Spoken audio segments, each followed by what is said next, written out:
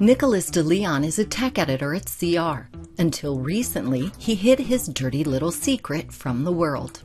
I never deleted any, so I had more than 200,000 emails. Since he didn't want to pay for a cloud storage subscription, he got to work. I became very dedicated to eliminating those kind of like little subscriptions from my life. He started by using Google's Storage Manager. So if you have like photos or videos or like giant PDFs or things like that, it'll highlight, be like, hey, you've got all this stuff, do you want to delete it? Then he searched his account for brands he interacts with often. I don't need, electronics retailer circulars from 2009. Then he used the search tool to find more emails with attachments and ones that were really, really old. He also created a filter to automatically delete emails he didn't need, and he used the unsubscribe button a lot. Over the course of 2 days, a couple hours each day, it was more than 100,000 emails I was able to delete.